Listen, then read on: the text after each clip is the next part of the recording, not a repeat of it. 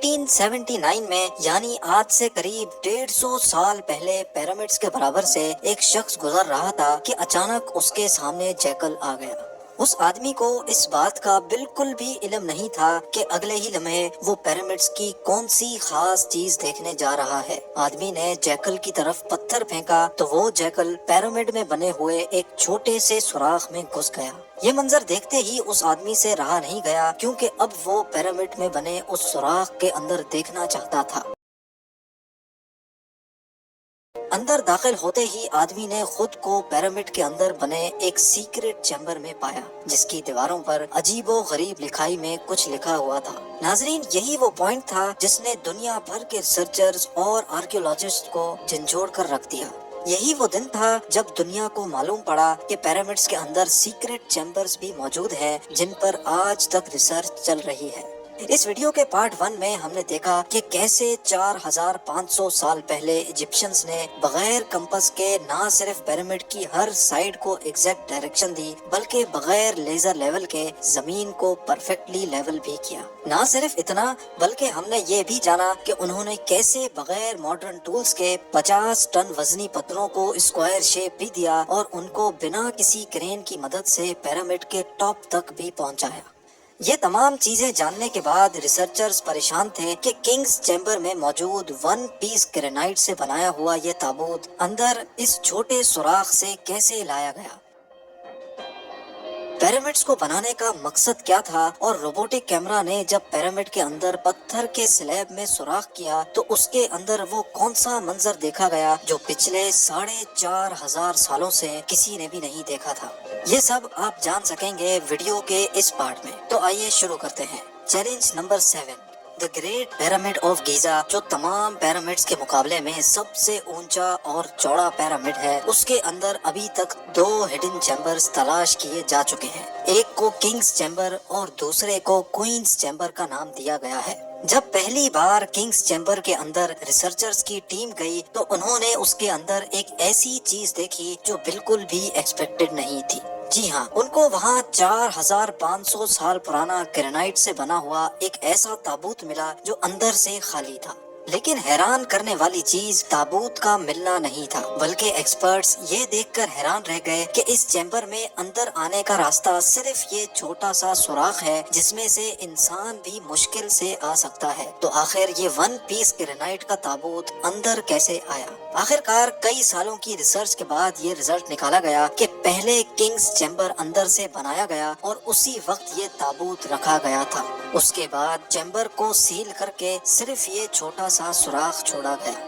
Challenge number 8، آخر 4500 سال پہلے وہ کون لوگ تھے جنہوں نے پیرامڈز بنانے کا اتنا مشکل ترین چیلنج کمپلیٹ کیا تھا؟ یہ ایک ایسا سوال تھا جس کے بارے میں کئی مختلف تھیوریز گردش کرتی رہی ہیں۔ کسی نے بولا کہ یہ مشکل ترین کام ان غلاموں سے کروایا جاتا تھا جو خود ایجپشنز نہیں تھے، اور ان غلاموں سے زور زبردستی اتنا وزن اٹھوایا جاتا اور پتھر توڑوائے جاتے تھے۔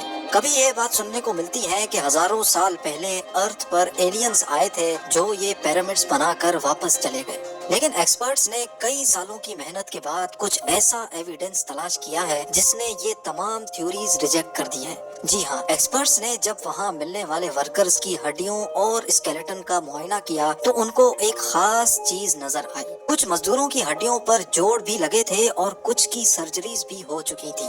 ریسرچرز کا ماننا ہے کہ جن لوگوں نے پیرامڈز بنائے تھے وہ کسی بھی صورت میں سلیوز نہیں ہو سکتے، کیونکہ پیرامڈز کی کنسٹرکشن کے دوران ان کی میڈیکل ٹریٹمنٹ بھی ہوتی رہی ہے۔ لیکن پرانے دور میں غلاموں پر اتنی اٹینشن نہیں دی جاتی تھی۔ نہ صرف اتنا، بلکہ ماہرین نے ان اسکیلیٹنز کو ریکنسٹرکٹ بھی کیا، جس سے یہ ظاہر ہو گیا کہ پیرامڈز کو بنانے والے لوگ دکھتے کیسے تھے۔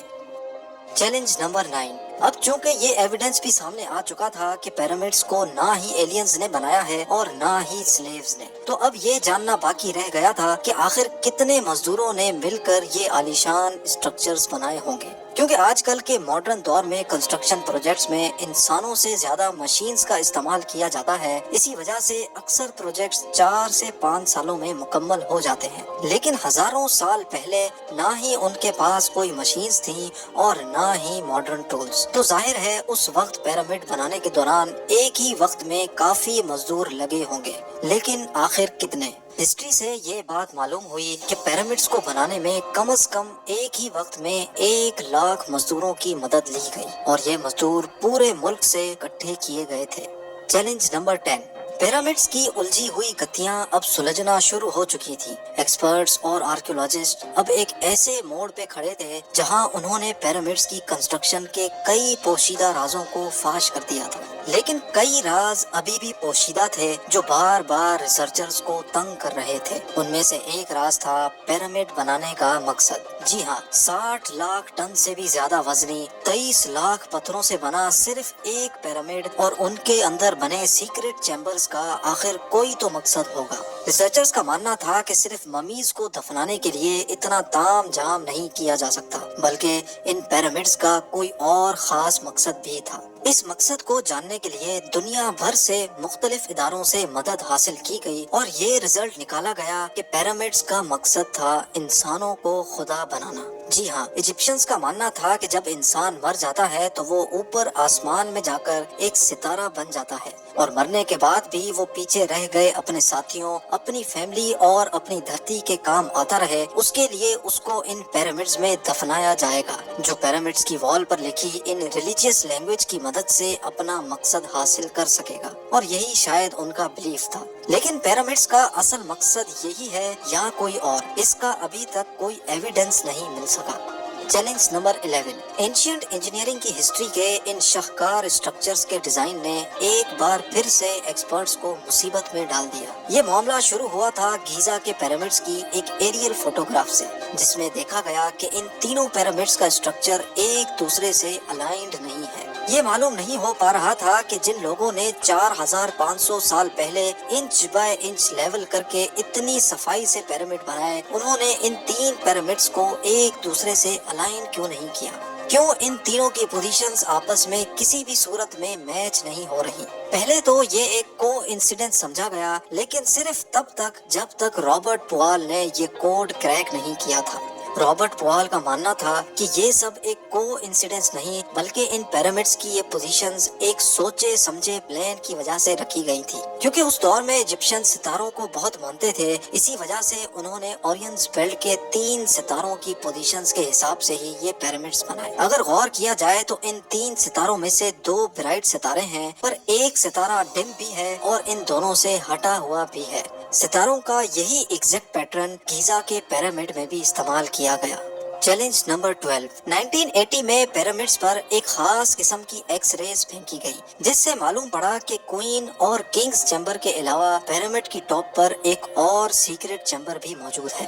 ڈاکٹر زاہی حواس کا ماننا تھا کہ شاید یہی وہ سیکرٹ چیمبر ہے جس کے اندر پیرامڈ کے کئی راز پوشیدہ ہیں۔ اس سیکرٹ چیمبر تک پہنچنے کے لیے 5 سالوں کے ٹائم میں ایک روبوٹک کیمرہ تیار کروایا گیا، جس کو 1993 میں اس چھوٹی سرنگ میں بھیجا گیا۔ ٹھیک 200 فیٹ کے بعد روبوٹک کیمرہ رک گیا، کیونکہ اب اس کے سامنے پتھر کا ایک سلیب تھا جس پر 2 کاپر ہینڈلز بھی لگے تھے۔ لیکن ایکسپرٹس کو ہر قیمت پر سلیب کے اس پار کا منظر دیکھنا تھا جو پچھلے 4500 سالوں سے کسی نے بھی نہیں دیکھا تھا۔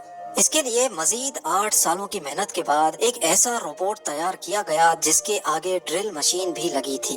2001 میں اس روبوٹ نے لائم سٹون سے بنے سلیب میں باریک چھید کر دیا، اتنا باریک کہ صرف ایک کیمرہ اس میں اندر جا سکے۔ جب کیمرہ نے اس چھید کے اندر دیکھا تو اس کے اندر ایک اور پتھر کا سلیب موجود تھا، لیکن جب کیمرہ کا اینگل زمین کی طرف کیا گیا تو کچھ ایسا نظر آیا جس نے سب کے رونگٹے کھڑے کر دیے۔